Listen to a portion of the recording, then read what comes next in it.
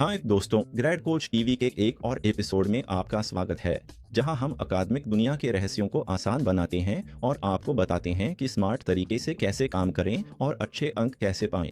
मेरा नाम डेरेक है और इस वीडियो में हम देखेंगे कि ए ग्रेड लिटरेचर रिव्यू कैसे लिखें, इसे 3 आसान स्टेप्स में कैसे करें। अब यह वीडियो हमारे फ्री डिसर्टेशन 101 ईबुक पर आधारित है, जिसे आप ग्रेड कोच वेबसाइट से डाउनलोड कर सकते हैं। मैं इस वीडियो के नीचे उसका लिंक डाल दूंगा। तो बिना किसी देरी के चलिए सीधे शुरू करते हैं। अब लिटरेचर रिव्यू कैसे लिखें? इसमें कूदने से पहले यह समझना बहुत ज़रूरी है कि लिटरेचर रिव्यू का उद्देश्य क्या है, इसका क्यों क्या है। अगर हम क्यों को समझ लें, तो कैसे और क्या दोनों ही बहुत आसान हो जाते हैं। तो आइए लिटरेचर रिव्यू के सबसे महत्वपूर्ण उद्देश्यों के बारे में बात करते हैं। तो पहला कदम या लिटरेचर रिव्यू का पहला उद्देश्य यह है कि आप यह दिखा सकें कि आपने अपने रिसर्च क्वेश्चन के इर्द गिर्द मौजूद साहित्य, शोध और रिसर्च की स्थिति को अच्छी तरह से समझा है। तो आपका शोध किसी खास विषय पर होने वाला है और वहाँ आपकी चर्चा की शुरुआत यह दिखाने से होती है कि आपका शोध प्रश्न या उद्देश्य आपको पहले से किए गए कार्यों की जानकारी होनी चाहिए। शैक्षणिक लेखन का मतलब है दिग्गजों के कंधों पर खड़े होकर आगे बढ़ना। इसलिए आपको यह दिखाना कि वे दिग्गज कौन थे, जिन्होंने पहले यह शोध किया है, उन्होंने क्या कहा है, तर्क की वर्तमान स्थिति क्या है। तो यह वास्तव में सबसे महत्वपूर्ण कार्य है। तो चलिए अब दूसरे कार्य को देखते हैं। दूसरा कार्य या साहित्य समीक्षा का दूसरा कारण यह है कि आप उस साहित्य के आधार पर यह दिखाएं कि इसमें कोई खाली जगह है, यह दिखाएं कि आपके विशेष शोध की आवश्यकता क्यों है। तो चाहे आप मास्टर्स कर रहे हों या पीएचडी का शोध कर रहे हों, आपके स्तर की परवाह किए बिना मौलिकता की कुछ आवश्यकता होती है। आमतौर पर विश्वविद्यालय नहीं चाहते आप किसी ऐसी चीज पर शोध करें जो लाखों बार की जा चुकी हो, क्योंकि उसका क्या मतलब है। तो साहित्य समीक्षा का काम है आप जाकर मेहनत करें और पता लगाएं साहित्य में कहाँ खाली जगह है, शोध में कहाँ कमी है, और मैं किसी ऐसी चीज पर किस तरह से एक अनोखा दृष्टिकोण अपना सकता हूँ जो शायद पहले की जा चुकी हो लेकिन उम्मीद है पूरी तरह से नहीं की गई हो। लेकिन मैं संदर्भ के हिसाब से या किसी खास देश, किसी खास माहौल वगैरह वगैरह के हिसाब से किस तरह से एक अनोखा नज़रिया अपना सकता हूँ। तो आपकी साहित्य समीक्षा का दूसरा उद्देश्य और सिर्फ समीक्षा करने का असली मकसद यह है कि आप अपने शोध की एक बहुत ही स्पष्ट, ठोस ज़रूरत स्थापित करें।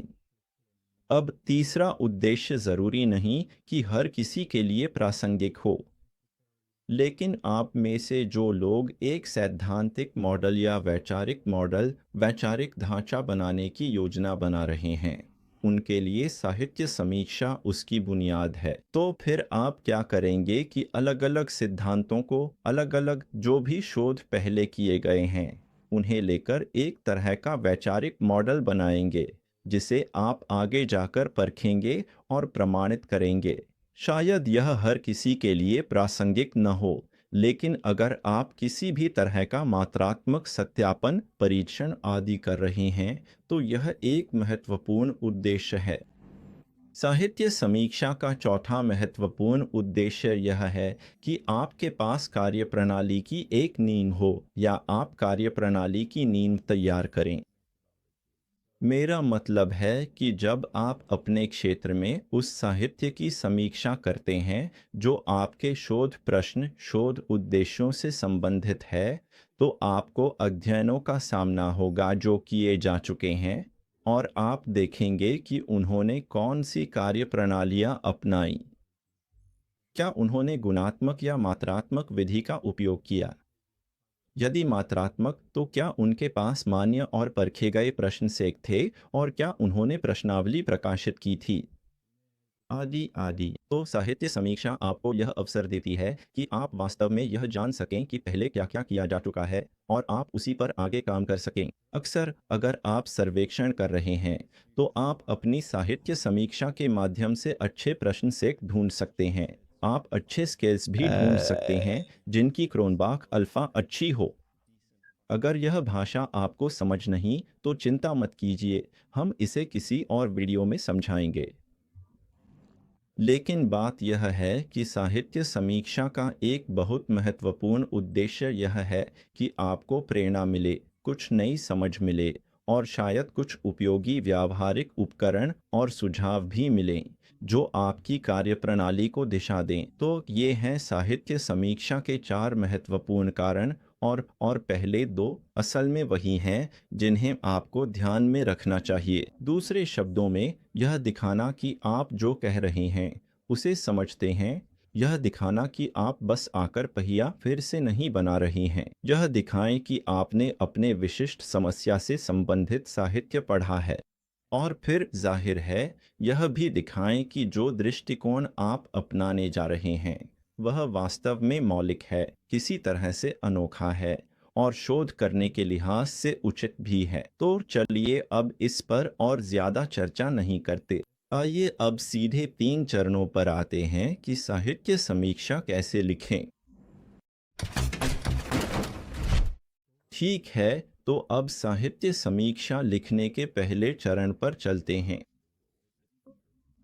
पहला चरण कोई हैरानी की बात नहीं है। पहला चरण है जाकर प्रासंगिक शोध खोजें। शायद यह बहुत सामान्य सा लगता है, लेकिन आप हैरान होंगे कि कुछ लोग इसे कैसे अपनाते हैं। तो पहला चरण है बाहर जाएं और खुद शोध करें, खोजबीन करें और शोध सामग्री ढूंढें। अब अगर आपने पहले ही अपना प्रस्ताव तैयार कर लिया है और वह स्वीकार भी हो गया है, तो संभावना है कि आपके पास पहले से ही मुख्य साहित्य की कोई बुनियाद मौजूद है। लेकिन फिर भी भले ही आपका प्रस्ताव स्वीकार हो गया हो, आपकी यूनिवर्सिटी और आपके सुपरवाइजर यह उम्मीद करेंगे कि आप और अधिक समीक्षा करें और प्रासंगिक साहित्य की गहराई से समीक्षा करें। तो इस हिस्से में हम चार बहुत उपयोगी तरीकों के बारे में बात करेंगे जिनसे आप प्रासंगिक साहित्य खोज सकते हैं। इस प्रक्रिया का यह हिस्सा वाकई में बहुत समय ले सकता है अगर आपके पास सही तरीका नहीं है खोजबीन करने का। आप बहुत सारा समय बेकार की दिशाओं में बर्बाद कर सकते हैं, और सच कहें तो कोई भी ऐसा नहीं करना चाहता। यह एक बड़ा प्रोजेक्ट है और आप चाहते हैं कि जितनी जल्दी हो सके साहित्य से गुजर जाएं। तो यहाँ मैं चार तरीकों के बारे में बात करूंगा जिनसे आप साहित्य ढूंढ सकते हैं, वह प्रासंगिक शोध जो उपलब्ध है। तो चलिए इसे देखते हैं।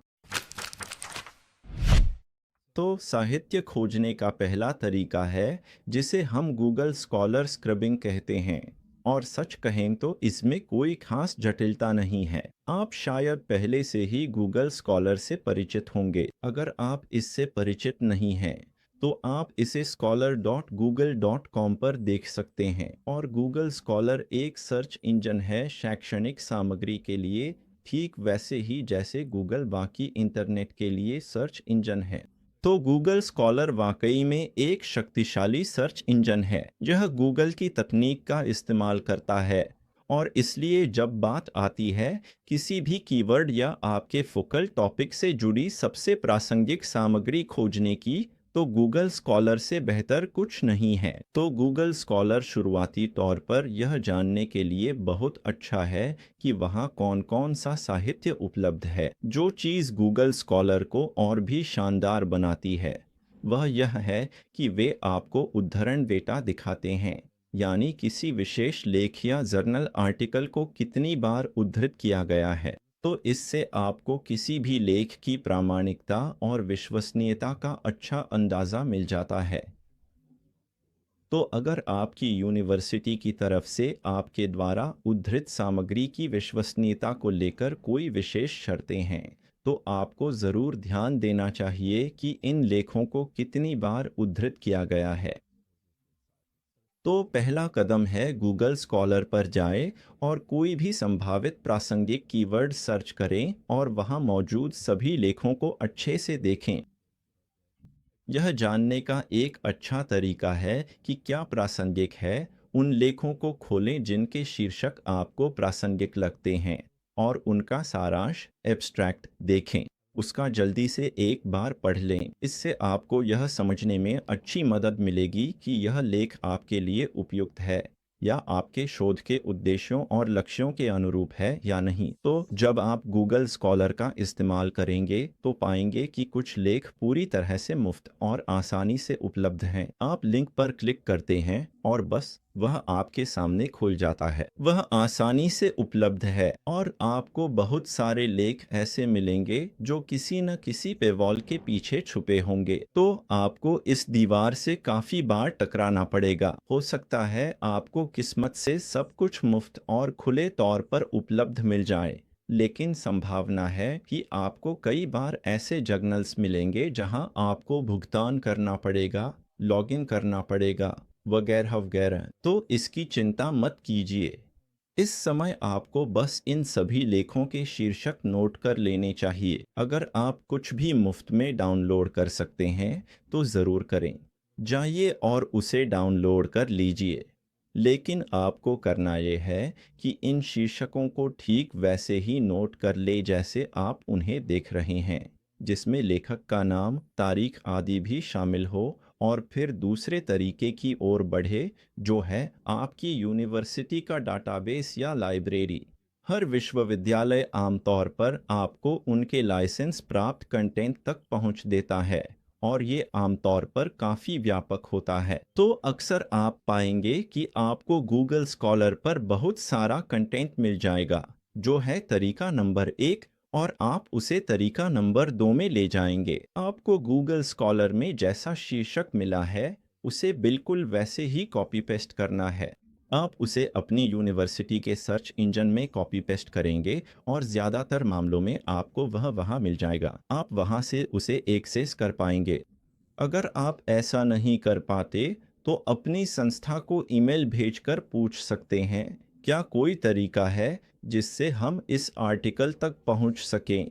जब आप तरीका नंबर 2 अपनी यूनिवर्सिटी के डाटाबेस का इस्तेमाल करते हैं तो सबसे ज़रूरी बात, आप आर्टिकल का शीर्षक वैसे ही कॉपी पेस्ट करें। अब मैं यह इसलिए कह रहा हूँ क्योंकि गूगल स्कॉलर के विपरीत विश्वविद्यालय के डाटाबेस और विश्वविद्यालय के सर्च इंजन आमतौर पर तकनीक के मामले में काफ़ी साधारण और बुनियादी होते हैं।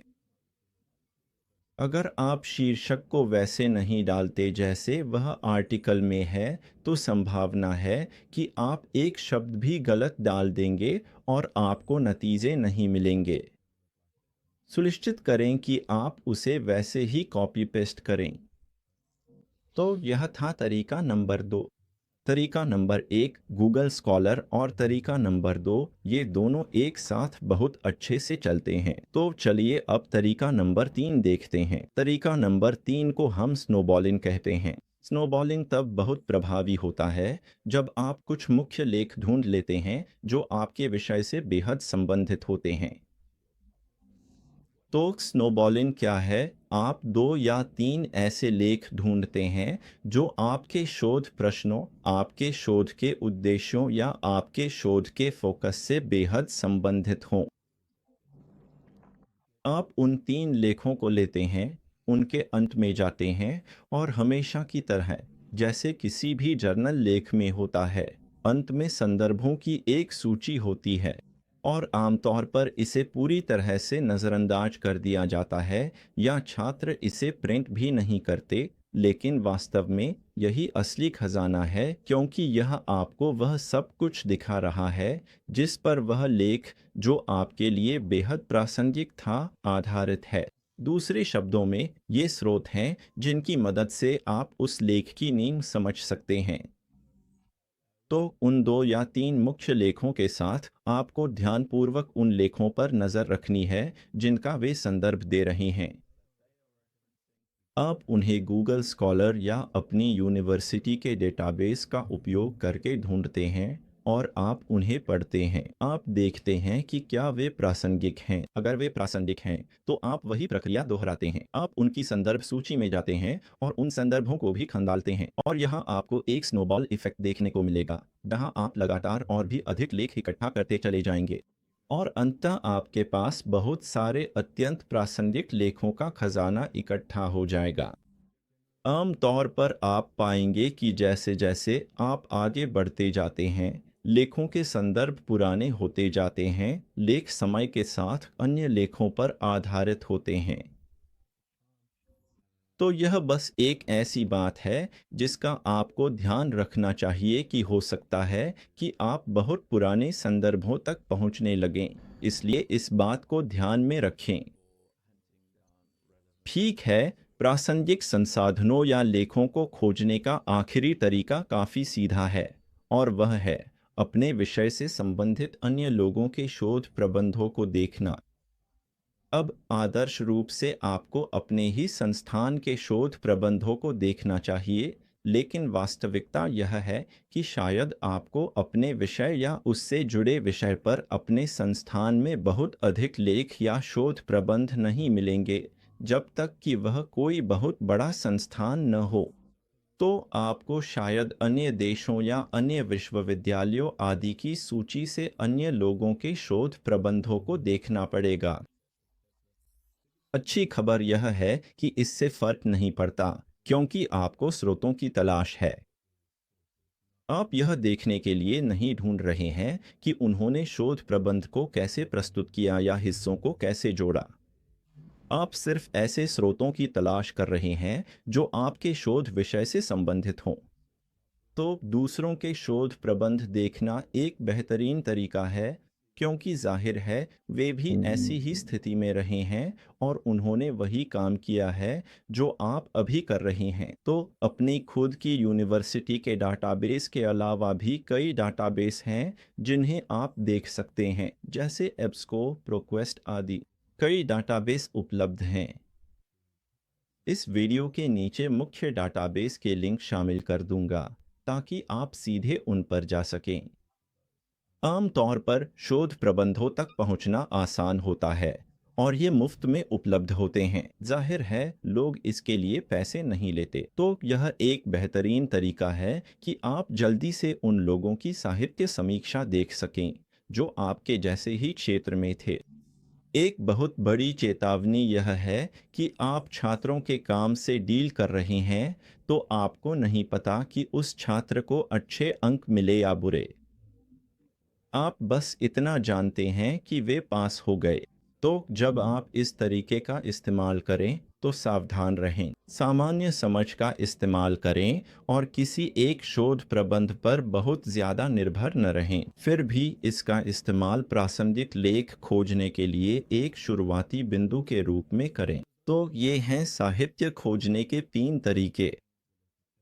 यह है पहला कदम। यह सबसे महत्वपूर्ण है। जब तक आप खुद जाकर खोजबीन नहीं करते, तब तक आप कुछ नहीं कर सकते। बहुत सारे छात्र इस खोजबीन से बचते हैं। यह कठिन काम है, यह कष्टदायक है, यह धीमा है, लेकिन जैसा कि मैंने कहा, इसका स्मार्ट तरीका यह है कि जिन तरीकों के बारे में मैंने बताया है, उनका संयोजन करें और पूरे लेख पढ़ने न जाएं। सिर्फ सारांश एब्स्ट्रैक्ट पढ़ें। अगर सारांश में आपको पर्याप्त जानकारी नहीं मिलती, तो किसी भी लेख की भूमिका, इंट्रोडक्शन और निष्कर्ष, कंक्लूजन देखें। इससे आपको अंदाजा हो जाएगा कि यह प्रासंगिक है या नहीं।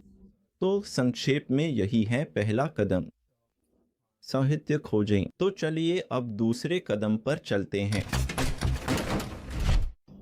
साहित्य समीक्षा लिखने के दूसरे चरण में आपको अब साहित्य को दर्ज करना, सूचीबद्ध करना और उसका संश्लेषण करना होगा। तो ये 3 महत्वपूर्ण कार्य हैं और ये अगले कदम के रूप में ज़रूरी हैं। अब मैं इन्हें पहले चरण और फिर दूसरे चरण के रूप में पेश कर रहा हूँ। यह ज़रूरी नहीं है कि ये पूरी तरह से क्रम में ही हों। अक्सर आप पहले चरण में बहुत सारा साहित्य ढूंढ लेंगे। आप उसे दर्ज करना, सूचीबद्ध करना, संश्लेषित करना शुरू करेंगे और फिर कुछ नए विचार आएंगे और आप शायद फिर से पहले चरण पर लौटेंगे और अधिक साहित्य खोजने लगेंगे। इसलिए यह एक अधिक पुनरावृत्त आइटरेटिव प्रक्रिया हो सकती है। असल में यह एक अधिक पुनरावृत्त प्रक्रिया होनी चाहिए, लेकिन मैं यहाँ प्रक्रिया को सरल बनाने की कोशिश कर रहा हूँ, यह कहकर कि दूसरा चरण है साहित्य को दर्ज करना, सूचीबद्ध करना और उसका संश्लेषण करना। तो चलिए दूसरे चरण में गहराई से समझते हैं। हम साहित्य को दर्ज करने, सूचीबद्ध करने और संश्लेषित करने से क्या मतलब समझते हैं।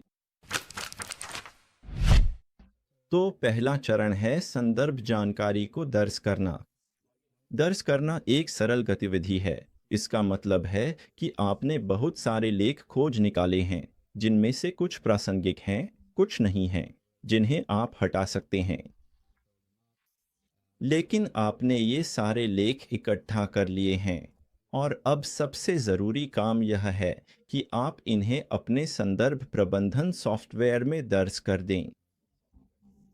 अब अगर आप मेंडेले या ज़ोटेरो जैसे किसी संदर्भ प्रबंधक का उपयोग नहीं कर रहे हैं, तो अब समय है कि आप इनमें से किसी एक को इस्तेमाल करना सीखें, क्योंकि एक अच्छी थीसिस या शोध प्रबंध के लिए आप अपने संदर्भों को किसी और तरीके से संभाल ही नहीं सकते। तो हमारे पास इन दोनों सॉफ्टवेयर पर वीडियो भी हैं। मैं इस वीडियो के नीचे उनके लिंक शामिल कर दूंगा। तो पहला चरण है कि आप अपनी सारी जानकारी दर्ज कर लें। आप पाएंगे कि बहुत सारे सॉफ्टवेयर, खासकर मेंडेले, जिसका वीडियो आप इस चैनल पर देख सकते हैं, में सिंक्रोनाइजेशन और गूगल स्कॉलर या आपकी यूनिवर्सिटी की डेटाबेस जैसी जगहों से आसान इंपोर्टिंग की अच्छी सुविधा होती है। आप उन संदर्भों को सीधे मेंडेले में बहुत आसानी से इंपोर्ट कर सकते हैं, जिससे आपको हर चीज़ को खुद से टाइप करने की ज़रूरत नहीं पड़ती। अगर आप इंपोर्टिंग कर रहे हैं, तो मैं आपको सलाह दूंगा कि एक बार सब कुछ अच्छे से देख लें और जो भी डेटा इंपोर्ट हुआ है उसे चेक कर लें। सुनिश्चित करें कि सब कुछ सही और समझ में आने वाला है। कभी कभी इसमें छोटी छोटी गलतियां हो सकती हैं, कभी कभी संदर्भ डेटा में टाइपो भी हो सकते हैं, लेकिन कुल मिलाकर इंपोर्टिंग आमतौर पर अच्छी तरह से काम करती है। तो पहला कदम है सारा डेटा अपने रेफरेंस मैनेजर में डाल लें। भले ही अभी कुछ चीज़ें ज़्यादा प्रासंगिक न लगें, फिर भी उन्हें डाल दें, क्योंकि इससे आगे चलकर आपका समय बचेगा। आपको बार बार आगे पीछे जाने की ज़रूरत नहीं है। जैसे ही आपको कोई कंटेंट मिले, उसे अपने रेफरेंस मैनेजर में डाल दें और फिर वो वहीं रहेगा। जब असल में आपको उसे साइट करना हो, टाइटल डालें, ड्रैग एंड ड्रॉप करें और वो आपके वर्ड डॉक्यूमेंट में आ जाएगा। पहला कदम है अपना सारा डेटा, अपनी सारी जर्नल आर्टिकल्स अपने रेफरेंस मैनेजर में लॉग कर लें। दूसरा कदम है अपनी जानकारी को सूचीबद्ध करना। तो यह फिर से बहुत बहुत महत्वपूर्ण है, शायद पहले कदम से भी ज़्यादा ज़रूरी। इस प्रक्रिया के दौरान आप बहुत सारा साहित्य इकट्ठा करने वाले हैं। शुरुआत में यह सोचना लुभावना होता है कि आपको सब कुछ याद रहेगा। वो क्या कहा गया था, उस आदमी ने कौन सी बात कही थी, वह फ्रेमवर्क जो किसी ने बनाया था, जो बहुत प्रासंगिक था या शायद उतना प्रासंगिक नहीं था। यह सोचना लुभावना है कि आपको ये सारी बातें याद रहेंगी, लेकिन असलियत में ऐसा नहीं होगा। आपको सच में याद नहीं रहेगा। जैसे जैसे आप और जानकारी इकट्ठा करते जाएंगे, यह सब बस एक धुंधली जानकारी का ढेर बन जाएगा। हाँ, आप कुछ लेखकों के नाम और उपनाम वगैरह याद रखने लगेंगे, लेकिन असल में इसे संभालना आपके लिए मुमकिन नहीं होगा। अगर आप एक अच्छा साहित्य समीक्षा कर रहे हैं, तो शायद आप 100, 200 या पता नहीं कितने अलग-अलग संदर्भों या स्रोतों के साथ काम कर रहे होंगे और आपको ये सब याद नहीं रहेंगे। इसलिए जो चीज़ वाकई में बहुत ज़रूरी हो जाती है, वो है एक कैटलॉग बनाना। अब मैं सलाह देता हूँ कि आप एक्सेल में एक कैटलॉग बनाएं। हमारे पास एक फ्री टेम्पलेट है, जिसे आप ग्रैड कोच वेबसाइट से डाउनलोड कर सकते हैं। मैं उसका लिंक इस वीडियो के नीचे शामिल कर दूंगा। और चाहे आप उस टेम्पलेट का इस्तेमाल करें या नहीं, आपको अपने सभी लेखों का कोई न कोई डेटाबेस ज़रूर चाहिए। और उस डेटाबेस को क्या होना चाहिए, वो कोई बहुत जटिल चीज़ नहीं है, लेकिन उसमें हर लेख के लिए कुछ चीज़ें ज़रूर शामिल होनी चाहिए, जैसे लेखकों के नाम, तारीख, शीर्षक, जो कि जाहिर है वो मुख्य जानकारी, और साथ ही एक छोटा सा सारांश कि लेख किस बारे में है। साथ ही कुछ मुख्य बिंदुओं का सारांश यानी आपके विषय से जुड़े हुए मुख्य विचार और जानकारियाँ। शायद उसमें पद्धतिगत घटकों का कोई सारांश या सुझाव या ऐसे संसाधन भी शामिल हों जिन्हें आप इस्तेमाल कर सकते हैं, और साथ ही हर लेख के बारे में कोई भी अन्य नोट्स भी उसमें होने चाहिए। और आदर्श रूप से आप यही चाहेंगे कि यह जितना संभव हो सके उतने कॉलम्स में विभाजित हो, यानी आपके पास जितना सूक्ष्म डेटा हो सके ताकि आप उसे छांट व फिल्टर कर सकें। उदाहरण के लिए आप किसी विशेष समय अवधि के अनुसार छांट सकते हैं, क्योंकि आपकी साहित्य समीक्षा शायद समय के क्रम में हो सकती है। हम इसके बारे में अगली बार बात करेंगे। आप चाहेंगे कि आप मुख्य विषयों के अनुसार छांट सकें। आम तौर पर हम सलाह देते हैं कि हर लेख के लिए कुछ कीवर्ड्स डालें। आप चाहेंगे कि आप मुख्य वेरिएबल्स के अनुसार छांट सकें। उदाहरण के लिए, अगर आप कोई मात्रात्मक अध्ययन कर रहे हैं और आप कुछ वेरिएबल्स की प्रासंगिकता की जांच कर रहे हैं, तो आप चाहेंगे कि आप जल्दी से एक सेल में फिल्टर करके देख सकें कि किसने इस वेरिएबल के एक्स या वाई पर प्रभाव डालने की बात की थी। तो आप वहां डिटेल में जाना चाहेंगे, ताकि जब आप उस बिंदु पर पहुंचें जहां आपके पास 100, 200 या 300 स्रोत हों, तो आप उन्हें जल्दी से देख सकें। और यह तब बेहद बेहद महत्वपूर्ण हो जाता है जब आप अपनी साहित्य समीक्षा लिख रहे होते हैं, क्योंकि आप नहीं चाहेंगे कि आपको फिर से जाकर देखना पड़े, ठीक है, कौन कौन लोग थे जिन्होंने इस बारे में बात की थी। आप बस एक्सेल में जाना चाहेंगे और कहना चाहेंगे, ठीक है, यह वाला वेरिएबल यहाँ है। मान लीजिए हम किसी खास वेरिएबल की बात कर रहे हैं जो ट्रस्ट में योगदान देता है। मान लीजिए उस वेरिएबल का नाम कॉम्पिटेंस है। तो वे कौन से लेख या लेखक थे जिन्होंने ट्रस्ट के बारे में बात की थी, या जिन्होंने यह कहा था कि कॉम्पिटेंस ट्रस्ट का पूर्ववर्ती है, उदाहरण के लिए। और फिर एक्सेल तुरंत बता देगा, देखिए ये रहे वे 5 लेखक। और फिर आप जल्दी अपनी लिटरेचर रिव्यू में हिस्सा जोड़ सकते हैं, जिसमें आप कह सकते हैं, इन लोगों ने इन लोगों ने इन लोगों ने इन लोगों ने इस बारे में बात की थी और इनका नज़रिया अलग था। तो यह बहुत बहुत ज़रूरी है। और यह वो चीज़ है जिसे छात्र अक्सर जल्दी में छोड़ देते हैं, क्योंकि ऐसा लगता है जैसे आप दोहरा काम कर रहे हैं। एक कैटलॉग बनाना, उसमें सारी जानकारी डालना और फिर भी उसके बारे में लिखना पड़ता है। लेकिन मुझ पर भरोसा कीजिए, लिटरेचर रिव्यू में समय लगता है और समय के साथ आप याद नहीं रख पाएंगे किसने क्या कहा। तो बहुत ज़रूरी है कि आप एक कैटलॉग का इस्तेमाल करें। और जैसा कि मैंने कहा, अगर आप खुद का कैटलॉग नहीं बनाना चाहते, तो आप ग्रैड कोच वेबसाइट से एक फ्री कैटलॉग डाउनलोड कर सकते हैं। जो भी करें, एक कैटलॉग ज़रूर बनाएं। ठीक है, आइए अब तीसरे चरण पर चलते हैं। तो स्वाभाविक रूप से तीसरा चरण है कि आप इस सारी सामग्री को समझें और अपने दिमाग में उसे एकीकृत करें। अब तक आपने अपनी सारी जानकारी अपने रेफरेंस मैनेजर में दर्ज कर ली है। आपने सारी चीज़ें एक सेल में कैटलॉग कर ली हैं। लेकिन यह सोचने का लालच होता है कि ठीक है, अब सब कुछ हमारे पास है, सब कुछ वहीं है, अब बस लिखना शुरू कर देते हैं। लेकिन आपको एक कदम पीछे लेना होगा और आपको सच में अपना समय लगाकर इस सारी जानकारी को अपने दिमाग में एकीकृत करना होगा। यह सोचना होगा कि यह सब एक दूसरे से कैसे जुड़ता है। तो यह एक महत्वपूर्ण चरण है और इसमें मैं आपको ज़्यादा निर्देश नहीं दे सकता। यह ऐसा हिस्सा नहीं है जिस पर मैं आपको बहुत ज़्यादा सलाह दे सकूं, लेकिन आपको अपने साहित्य में समय बिताना ही होगा। आपको समय लगाना होगा यह सोचने में कि जो शोध प्रश्न आप पूछ रहे हैं, उनका उत्तर वर्तमान सिद्धांत, वर्तमान साहित्य, वर्तमान शोध किस तरह दे रहा है। ये सारे हिस्से एक दूसरे से कैसे मेल खाते हैं, कौन किस बात से सहमत है, लोग किस बात पर असहमत हैं। असल में आप कैसे, या सब कुछ कैसे एक साथ जुड़ता है, और मैं इसके बारे में कौन सी कहानी लिखने वाला हूँ। इसलिए यह बहुत ज़रूरी है कि आप इस पर ध्यान दें कि सब कुछ कैसे एक साथ आता है, और इसे अपने दिमाग में जोड़कर देखें। सोचना शुरू करें उन तर्कों के बारे में जिन्हें आप अपने साहित्य में विकसित करना चाहते हैं। थोड़ा समय निकालकर एक कदम पीछे हटें, क्योंकि अब तक आपने जो भी किया है वह बहुत ही केंद्रित रहा है। पहले इस लेख पर, फिर उस लेख पर, फिर अगले लेख पर और फिर अगले लेख पर। और जब आप ऐसा करते हैं तो होता यह है कि आप स्वाभाविक रूप से अलग-अलग खांचों में सोचने लगते हैं। तो आपको एक कदम पीछे हटना चाहिए। इन सब से थोड़ा हटकर आपको खुद से पूछना चाहिए, ठीक है, अब यह सब एक साथ कैसे जुड़ता है?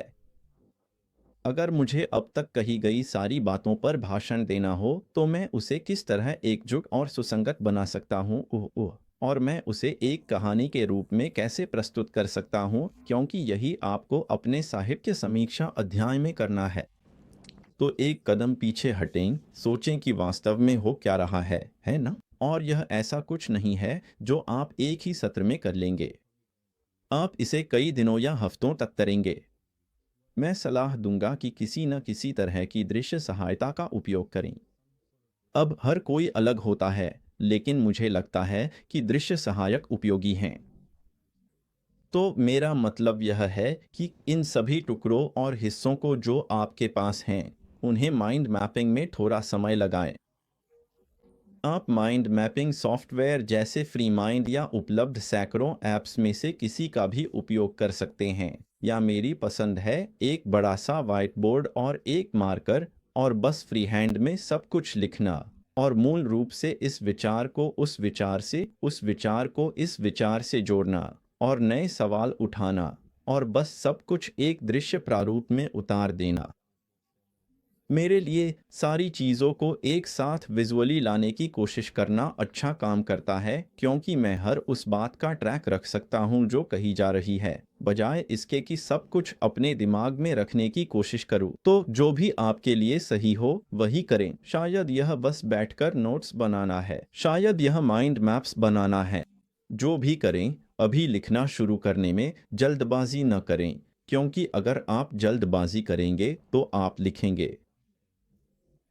आप एक अच्छा लिटरेचर रिव्यू लिखेंगे क्योंकि सारी सामग्री आपके दिमाग में ताज़ा है, लेकिन आप यह देखने में असफल रहेंगे कि सारी चीज़ें आपस में कैसे जुड़ती हैं। और इसका मतलब है कि आपको इस सारी सामग्री का संश्लेषण करना होगा।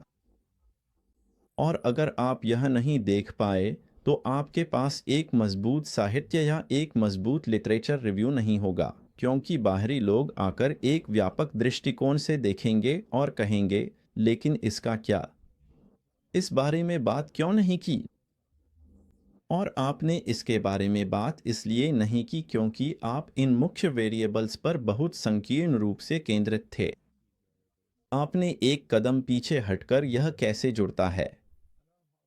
मुझे पता है कि मैं बार बार दोहरा रहा हूँ, लेकिन थोड़ा समय निकालें, पीछे हटें, सारी जानकारी मिलाएं। यह साहित्य समीक्षा प्रक्रिया का दूसरा चरण है। इसे दर्ज करें, सूचीबद्ध करें, और फिर एक कदम पीछे हटकर अपने दिमाग में इन सबको किसी बड़े चित्र के रूप में जोड़ें। ठीक है, दूसरा चरण पूरा हुआ। आइए अब तीसरे चरण की ओर बढ़ते हैं। ठीक है, आखिरकार तीसरे चरण पर आते हैं, आउटलाइन बनाना और लिखना। आखिरकार अब हम लिखना शुरू करने वाले हैं, है ना? तो यह ध्यान देना बहुत ज़रूरी है कि मैंने वहाँ दो बातें कही थीं। एक, रूपरेखा बनाना, दो, लिखना। रूपरेखा बनाए बिना लिखना शुरू न करें। मुझे पता है कि इस चरण पर ऐसा करना बहुत लुभावना लगता है। आप पहले ये सारे चरणों से गुजर चुके हैं, आप पूरी प्रक्रिया से गुजर चुके हैं, और अब आप बस यही कह रहे हैं, मुझे अब लिखना है, मुझे अपनी सारी बातें कागज़ पर उतारनी हैं। मुझे बस कुछ तैयार करना है, कोई ऐसा ठोस चीज़ जो मैं अपने सुपरवाइज़र को दे सकूँ, अपनी कमेटी को दिखा सकूँ। मैं समझता हूँ, लेकिन मुझ पर भरोसा कीजिए, पहला कदम है रूपरेखा बनाना। अब रूपरेखा बनाना मतलब आप अपने व्हाइट बोर्ड पर जाएं और चीज़ों को विजुअली करें, या एक वर्ड डॉक्यूमेंट में बुलेट पॉइंट्स हो सकती है, आपकी जो भी पसंद हो। सबसे ज़रूरी बात यह है कि आप पहले से ही तय कर लें कि अपनी चर्चा को किस तरह से संरचित करेंगे। अगर आप वह समय नहीं लगाते, तो आप लिखना शुरू कर देंगे और बहुत कुछ कहेंगे, लेकिन ज़रूरी नहीं कि वह सब कुछ एक बेहतर तरीके से प्रस्तुत हो। यह ज़रूरी नहीं कि वह चीज़ें इस तरह से प्रस्तुत कर पाएगा कि पहली बार पढ़ने वाले के लिए समझना आसान हो। और यह वाकई बहुत ज़रूरी है कि आप समय निकालकर अच्छी तरह से संवाद करें, क्योंकि आपने इतना सारा काम किया है और यह बहुत आसान है कि कोई छात्र जो अपनी साहित्य को पूरी तरह जानता है वह उसे कागज़ पर सही तरीके से न पेश कर पाए। और यह जाहिर तौर पर बहुत दुखद है क्योंकि उन्होंने मेहनत की है, प्रयास किया है, लेकिन वे बस उसे कागज़ पर अच्छे से व्यक्त नहीं कर पाए।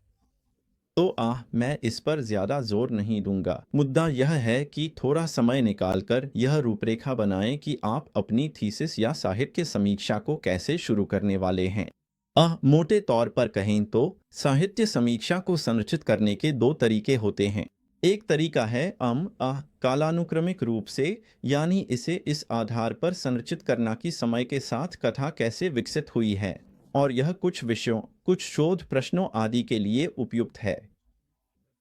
और इसे संरचित करने का एक और तरीका है थीम के अनुसार। तो अक्सर अगर आप देख रहे हैं पूर्ववर्ती प्रेरक तत्व X के कारण या X में योगदान देने वाले कारक तो इसे संरचित करने का अच्छा तरीका है कि आप हर पूर्ववर्ती या प्रेरक तत्व के अनुसार इसे विभाजित करें, जैसे कि driver number 1, driver number 2, driver number 3, driver number 4, और ये सभी चीज़ें किसी विशेष परिणाम में कैसे योगदान देती हैं। तो आप अपनी लिटरेचर रिव्यू को कैसे संरचित करेंगे, यह वास्तव में हर व्यक्ति पर निर्भर करता है। मैं इस तरह के वीडियो में आपको यह सुझाव नहीं दे सकता कि आप इसे कैसे करें। अगर आप सुनिश्चित नहीं हैं तो आप हमारे किसी भी ग्रेड कोच गाइड के साथ एक मुफ्त परामर्श बुक करने के लिए पूरी तरह से स्वागत हैं, और वे इस मामले में आपको कुछ अच्छी सलाह दे सकते हैं। आपकी संरचना चाहे जो भी हो, यह सुनिश्चित करें कि आप पहले सब कुछ आउटलाइन कर लें, कागज पर एक स्पष्ट रूपरेखा बनाएं। जाहिर है आप इससे 100% चिपके नहीं रहेंगे। जब आप लिखना शुरू करेंगे तो हो सकता है आप रास्ता बदल लें। यह ठीक है, लेकिन शुरुआत में आपके पास कुछ होना चाहिए। लिखने से पहले विचार रखें कि कहानी कैसे विकसित करेंगे। सिर्फ भागकर लिखने के जाल में न फंसें। 5,000 शब्द, 10,000 शब्द, बहुत सारी जानकारी के साथ, लेकिन कोई स्पष्ट कहानी नहीं, क्योंकि कहानी ही है जो जीतती है। एक स्पष्ट साफ तर्क की रेखा होना, जिसमें A+B+C+D मिलकर जो भी परिणाम बनता है, वह सबसे महत्वपूर्ण चीज़ है आपके पास जो है उसे संप्रेषित करने के लिहाज से। तो पहला कदम रूपरेखा बनाना, फिर दूसरा कदम है अब इसे लिखने का समय है। ठीक है, तो लिखने के मामले में मैं आपको इस पर ज़्यादा सलाह नहीं दे सकता, लेकिन मैं इतना ज़रूर कह सकता हूँ कि जब आप लिख रहे हों तो एक बहुत बहुत महत्वपूर्ण बात ध्यान में रखनी है, और वह यह है कि आपकी पहली ड्राफ्ट में परफेक्शन उद्देश्य नहीं है। मैं इसे फिर से कहूँगा क्योंकि यह कागज़ पर चीज़ें उतारने के लिए बहुत बहुत ज़रूरी है। परफेक्ट होने की कोशिश मत कीजिए। इस चरण में परफेक्ट होना गलत उद्देश्य है। असल में एक बहुत अच्छा मंत्र है, पूरा होना परफेक्ट होने से बेहतर है। और जो आप अपनी लिटरेचर रिव्यू के पहले ड्राफ्ट में, और सच कहें तो अपनी थीसिस या डिसर्टेशन के किसी भी पहले ड्राफ्ट में करने की कोशिश कर रहे हैं, वह बस इतना है कि आप मोटा मोटी कंटेंट नीचे लिख दें। आपके पास पहले से एक रूपरेखा है, तो जो भी आप लिखेंगे वह एक काफ़ी ठीक ठाक कहानी बनेगी। लेकिन बातों को सबसे बेहतरीन तरीके से पेश करने में मत उलझिए। पहले ड्राफ्ट में इस एकदम एकदम स्मूथ तर्क या स्मूथ नैरेटिव बनाने में मत फंसिए, बल्कि पहले वर्षन के लिए बस सब कुछ कागज़ पर उतार दीजिए। फिर जब आप ये कर लें तो आप वापस जाए। मैं सुझाव दूंगा कि जब आप सब कुछ कागज़ पर डाल दें तो 1-2 दिन का ब्रेक लें, उससे दूर हो जाएं। बस अपना दिमाग साफ कर लें, इस साहित्य से दूर हो जाए, क्योंकि इस समय आपका दिमाग थोड़ा धुंधला हो जाएगा। फिर वापस आकर पढ़ें और थोड़ा सा रफ एडिट करें कि आप एक सेक्शन से दूसरे सेक्शन में फ़्लो कैसे बेहतर कर सकते हैं, किन बिंदुओं को और मजबूत बना सकते हैं, या उस खास हिस्से को कैसे उभार सकते हैं जिस पर सब कुछ टिका है, यानी इसे और कस लें। फिर मैं आपको सलाह दूंगा कि अपनी लिटरेचर रिव्यू किसी दोस्त, परिवार के सदस्य या ऐसे किसी व्यक्ति को दें जिसे वाकई पढ़ने की परवाह हो, और उनसे कहें कि वे इसे पढ़े। उन्हें ज़्यादा जानकारी न दें। उनसे कहें कि वे इसे पढ़ें और आपको कुछ फीडबैक दें। क्या उन्होंने इसे समझा? क्या उन्हें इसे पढ़ना दिलचस्प लगा? क्या इसने वाकई कोई मतलब निकला? और यह जानने का एक अच्छा तरीका कि क्या आपने अपनी मुख्य बातें सही से समझाई हैं, यह है कि उनसे कहें कि वे आपको लिटरेचर रिव्यू वापस समझाएं। अब जाहिर है, बहुत विस्तार में नहीं, लेकिन उनसे कहें कि बस आपको थोड़ा सा सारांश दें कि यह सब किस बारे में था। और जब आप किसी ऐसे व्यक्ति से यह फीडबैक लेते हैं जो पूरी तरह से नया है, जो इस पूरे साहित्य, आपके शोध विषय या किसी थीसिस या डिसर्टेशन की गहराई में नहीं रहा है, तो आपको बहुत स्पष्ट संकेत मिलेगा कि कौन सी बातें समझ में आईं, कौन सी बातें स्पष्ट थीं और कौन सी बातें स्पष्ट नहीं थीं। तो यह बहुत बहुत उपयोगी फीडबैक है, और यही वजह है कि मैं कहता हूँ, अगर आप अपने किसी दोस्त से अपनी सामग्री देखने के लिए कह रहे हैं, तो उन्हें सारी जानकारी एक साथ न दें। उन्हें उन्हें उन्हें कोई वार्म अप न दें। बस उन्हें दें, यह रहा मेरा दस्तावेज। अगर कोई तकनीकी शब्दावली है जिसे आपको समझाना है, तो वे समझ सकें कि आप क्या हासिल करने की कोशिश कर रहे हैं। लेकिन उन्हें वह छोटा सा संस्करण न दें। उन्हें अपनी साहित्य समीक्षा दें। उन्हें इसे पढ़ने के लिए कहें। जो भी वे आपको जवाब में बताते हैं, जो भी वे आपको वापस देते हैं जब आप उनसे इसे समझाने के लिए कहते हैं, वह आपको यह जानने में बहुत अच्छी समझ देगा कि कौन से बिंदु मजबूत थे, कौन से बिंदु स्पष्ट थे, कौन से तर्कों को और समर्थन की ज़रूरत है। तो मैं ऐसा ही करूँगा। फिर उसके बाद निश्चित रूप से एक बार संपादन करूँगा। शायद आपके कुछ दोस्त हों जो आपको प्रतिक्रिया दे सकें। बिल्कुल, जितने ज़्यादा लोग उतना अच्छा। एक बार जब आपको वह प्रतिक्रिया मिल जाए, जब आप देख लें कि क्या कमी है, तो उस समय अपने दस्तावेज को और कस लें। और फिर शायद यह अच्छा विचार होगा कि आप इसे अपने पर्यवेक्षक को भेजें और उनसे भी कुछ प्रतिक्रिया लें। आप बेशक हमारे ग्रेड कोच के किसी रिसर्च स्पेशलिस्ट के साथ भी काम कर सकते हैं, और वे आपको आपके पर्यवेक्षक को भेजने से पहले गहराई से समीक्षा दे सकते हैं। यह हर छात्र पर निर्भर करता है।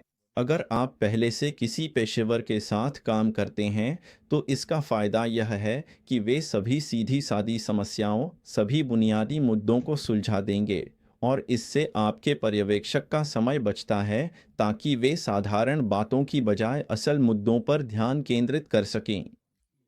तो यह आप पर निर्भर करता है कि आप इसे कैसे करना चाहते हैं। लेकिन जो भी करें, वह अच्छी तरह से तैयार किया गया दस्तावेज अपने पर्यवेक्षक को भेजें और उनसे प्रतिक्रिया प्राप्त करें, इससे पहले कि आप उसमें और सुधार करें। यह काफ़ी महत्वपूर्ण है और आपकी यूनिवर्सिटी पर निर्भर करता है। आपको अपने पर्यवेक्षक के साथ कई बार समीक्षा सत्र मिल सकते हैं। हो सकता है आपको सिर्फ एक ही मौका मिले। आपको यह समझना होगा कि पर्यवेक्षण और प्रतिक्रिया की इस संसाधन का सबसे अच्छा उपयोग कैसे किया जाए। लेकिन जो भी प्रतिक्रिया वे आपको दें, उस पर बहुत ध्यान दें, क्योंकि अक्सर पर्यवेक्षक ही पहले मूल्यांकन करता होते हैं, और इसलिए आप चाहेंगे कि आप उनकी सभी मांगों को पूरा करें। तो यह है तीसरा कदम। जैसा कि मैंने कहा, रूपरेखा बनाना बहुत ज़रूरी है, फिर लिखना शुरू करें। लेकिन जब आप लिख रहे हों, तो याद रखें कि पूरा होना परिपूर्ण होने से बेहतर है। पहली बार में ही सब कुछ 100% सही करने की कोशिश में मत फंसिए। बस अपने विचारों को कागज़ पर उतारिए और फिर उसे बार बार सुधारिए, कसिए और बेहतर बनाइए। किसी दोस्त को दीजिए, ग्रेड कोच में किसी को दीजिए, अपने शोध पर्यवेक्षक को दीजिए, और इस प्रक्रिया के दौरान लगातार सुधारते रहिए, कसते रहिए। लेकिन पहली बार में ही परफेक्ट लिखने की कोशिश मत कीजिए, क्योंकि आप बस फंस जाएंगे, आपको राइटर ब्लॉक हो जाएगा और आप कभी भी इसे पूरा नहीं कर पाएंगे। तो लीजिए, यही हैं वे 3 कदम जिनसे आप लिटरेचर रिव्यू लिख सकते हैं। यहाँ कोई रॉकेट साइंस नहीं है, सब कुछ सीधा साधा है। लेकिन जैसा कि आपने महसूस किया होगा, इस पूरे लिटरेचर रिव्यू प्रक्रिया में आगे बढ़ते हुए कुछ अहम बातें याद रखने लायक हैं। तो संक्षेप में कहें तो शुरुआत क्यों से करें? सबसे पहले समझें कि लिटरेचर रिव्यू आखिर है क्या, इसका उद्देश्य क्या है। फिर आगे बढ़े और कंटेंट ढूंढना शुरू करें। मैंने आपको इसके लिए कई अच्छे तरीके बताए हैं और इस वीडियो के नीचे कुछ लिंक भी दिए हैं जो आपको अपना कंटेंट खोजने में मदद करेंगे। फिर दूसरा कदम है उस सामग्री को सीधे अपने रेफरेंस मैनेजर में लॉग करें या उसे एक डिटेल्ड एक्सेल स्प्रेडशीट में कैटलॉग करें। अगर आपको याद हो तो हमारे पास एक फ्री टूल है जिसका आप इस्तेमाल कर सकते हैं। हमेशा की तरह इसका लिंक इस वीडियो के नीचे दिया गया है। और फिर थोड़ा समय निकालकर सारी जानकारी को अपने दिमाग में समेटें, शायद व्हाइट बोर्ड पर भी। फिर तीसरा कदम है आखिरकार लिखना शुरू करें। लेकिन लिखने से पहले अपनी दलील का खाका तैयार करें। यह तय करें कि आप इस चैप्टर की संरचना कैसे करेंगे और फिर लिखना शुरू करें। परफेक्शन की चिंता न करें, अपनी दलीलें कागज पर उतारें। लिटरेचर रिव्यू लिखने के लिए ये 3 काफी सीधे साधे कदम हैं। जाने से पहले एक आखिरी बात, अगर आपके पास अपनी डिसर्टेशन, थीसिस, लिटरेचर रिव्यू या रिसर्च प्रोसेस के किसी भी हिस्से से जुड़ा कोई सवाल है तो आप हमें ईमेल करने के लिए पूरी तरह से स्वागत हैं और हम अपनी तरफ से पूरी कोशिश करेंगे कि आपको जवाब दे सकें। हमारा ईमेल पता है hello@grad.coach। आप हमारे किसी रिसर्च स्पेशलिस्ट के साथ एक मुफ्त परामर्श भी बुक कर सकते हैं। हमारे पास एक बहुत ही अनुभवी और कुशल पीएचडी योग्य रिसर्च स्पेशलिस्ट्स की टीम है जो हर दिन आप जैसे छात्रों की रिसर्च में मदद करते हैं और आप उनके साथ मुफ्त परामर्श लेने के लिए पूरी तरह से स्वागत हैं। फिर से मैं इस वीडियो के नीचे लिंक डाल दूंगा। अगर आपको यह वीडियो पसंद आया हो तो कृपया हमें लाइक करें, थम्स अप दें, इसे अपने दोस्तों के साथ शेयर करें, हमारे YouTube चैनल को सब्सक्राइब करें, जो भी आपके लिए आसान हो। और सबसे बढ़कर हमें उम्मीद है कि हमने इस वीडियो में आपको कुछ मूल्यवान जानकारी दी है। तो आज के लिए या कम से कम इस वीडियो के लिए ग्रैड कोच आपसे विदा लेता है। अलविदा।